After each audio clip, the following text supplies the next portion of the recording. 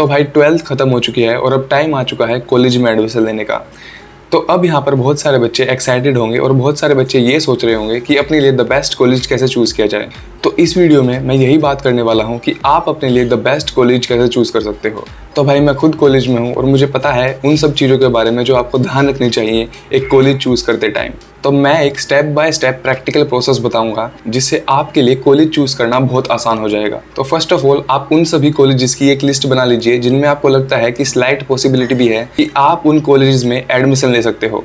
अब इस लिस्ट में से कुछ कॉलेज निकाल दो जिनके बारे में आपको लगता है कि आप उनमें एडमिशन नहीं लोगे या जिनके बारे में आपको लगता है कि वे बेकार कॉलेजेस हैं। अब आपको ये चेक करना है कि आपकी लिस्ट में जितने भी सारे कॉलेजेस हैं वे आपका डिजायर्ड कोर्स प्रोवाइड कर रहे हैं या नहीं। एक डिजायर्ड कोर्स वो कोर्स होता है जो आप परस्यू करना चाहते हो। लेट्स से आप बीकॉम ऑनर्स करना चाहते हो तो आपको ये देखना है कि आपकी लिस्ट में जितने भी सारे कॉलेजेस हैं वे सब बीकॉम ऑनर्स प्रोवाइड कर रहे हैं या नहीं। अब यहाँ पे एक कैच है कि बहुत सारे कॉलेजेस बीकॉम ऑनर्स तो प्रोवाइड कर रहे होंगे बट उनकी स्पेशलिटी बीकॉम ऑनर्स नहीं होगी। लाइक वे बस ऐसे ही बीकॉम ऑनर्स करा रहे होंगे बट उन कॉलेजेस का जो रेप्यूटेड या फेमस कोर्स है वो कोई और कोर्स होगा, जैसे कि बीए इंग्लिश ऑनर्स या सीएस ऑनर्स या कोई भी कोर्स हो सकता है। तो अब आपको ये देखना है कि वे कौन से कॉलेजेस हैं जिनकी स्पेशलिटी है बीकॉम ऑनर्स या फिर जिनकी स्पेशलिटी है आपका डिजायर्ड कोर्स जो आप करना चाहते हो। उन कॉलेजेस को आप अपनी लिस्ट में टॉप पर ले आओ। जिन कॉलेज की स्पेशलिटी आपका डिजायर्ड कोर्स नहीं है उन्हें आप अपनी लिस्ट में नीचे ला सकते हो या फिर निकाल सकते हो। अब आपको YouTube पर जाना है और हर एक कॉलेज का वर्चुअल रिव्यू देखना है। तो भाई ये बहुत अच्छी फैसिलिटी आ गई है कि आप घर बैठे बैठे हर एक कॉलेज के बारे में ऑलमोस्ट हर चीज़ जान सकते हो। तो इसका फ़ायदा उठाओ, it's a very useful thing. तो इन वर्चुअल रिव्यूज़ को देखने के बाद वे सब कॉलेज जिन्हें अच्छा रिव्यू नहीं मिला है आप उन्हें अपनी लिस्ट में नीचे ला सकते हो या फिर निकाल सकते हो। अब कुछ और कॉलेजेस बचे हैं और कुछ ऐसे क्राइटेरिया हैं जो स्पेसिफिक स्टूडेंट्स के लिए इंपॉर्टेंट होंगे। तो मैं अब उनके बारे में बात करने वाला हूँ। तो first of all is size. तो भाई गलत मतलब मत निकालना, size doesn't matter in terms of college. तो भाई साइज़ का सिंपली मतलब एरिया है। अगर आपके कॉलेज का एरिया ज़्यादा बड़ा है तो वो ज़्यादा अच्छा होगा। ऐसा ज़रूरी नहीं है कि जो कॉलेज बड़ा होगा अच्छा कॉलेज होगा, बस बच्चों में ये परसेप्शन है कि जो कॉलेज बड़ा होगा वो अच्छा होगा। अब नेक्स्ट पॉइंट इज एकेडमिक्स। अब वे बच्चे जो स्कूल टाइम से पढ़ाई में बहुत अच्छे रहे हैं और वे फर्दर हायर एजुकेशन भी परस्यू करना चाहते हैं, लाइक अंडर ग्रेजुएशन के बाद पोस्ट ग्रेजुएशन फिर पीएचडी, तो उनके लिए बहुत इंपॉर्टेंट हो जाता है कि वे जिस कॉलेज में जा रहे हैं उस कॉलेज का एकेडमिक्स बहुत अच्छा हो। इसी से रिलेटेड एक और पॉइंट है दैट इज़ फैकल्टी।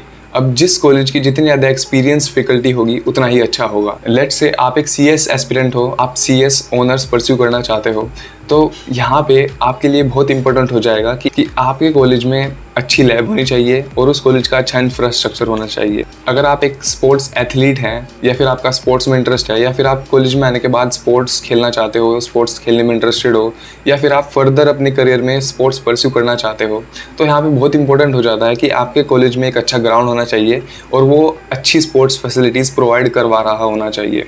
तो आप ये भी चेक कर सकते हो।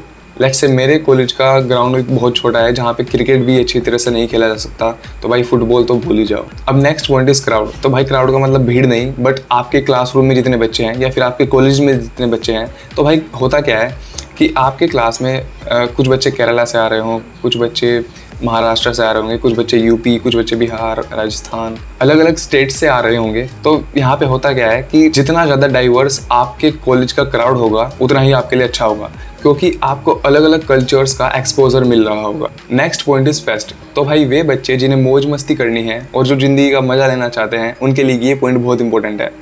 तो जैसे स्कूल में हर साल एनुअल फंक्शन हुआ करता था, तो उसी तरह कॉलेज में भी हर साल एक एनुअल कल्चरल फेस्ट होता है। तो भाई कुछ कॉलेजेस का फेस्ट बहुत फेमस होता है, जैसे कि हिंदू या हंसराज का फेस्ट। तो भाई ये पॉइंट भी आप कंसिडर कर सकते हो। वैसे अगर आप दिल्ली यूनिवर्सिटी में रहते हो तो आप किसी भी कॉलेज के आईडी कार्ड से किसी भी कॉलेज के फेस्ट में एंट्री ले सकते हो। Hats off to Delhi university. Next point is very important, that is fees. तो भाई जो बच्चे वेल ऑफ फैमिली से आते हैं उनके लिए ये पॉइंट उतना इंपॉर्टेंट नहीं होगा, लेकिन जिन बच्चों का बजट रेस्ट्रिक्टेड है उनके लिए ये पॉइंट बहुत इंपॉर्टेंट है। अब फीस के भी बहुत सारे अलग अलग एलिमेंट्स होते हैं, जैसे कि living expenses, travelling expenses, other expenses, examination fees, college fees. भाई आप सिंपली बस एक रफ आइडिया ले सकते हो कॉलेज में आने से पहले कि आपका इन सभी अलग अलग एलिमेंट्स में कितना खर्चा हो रहा होगा और आप कितना अफोर्ड कर सकते हो। तो उस हिसाब से आप अपनी लिस्ट में कॉलेजेस को रीऑर्डर कर सकते हो। अब भाई ये पॉइंट बहुत इंपॉर्टेंट है किसी भी कॉलेज को चूज करते time, and that is checking the alumni record. तो भाई एक एलुमनाई क्या होता है?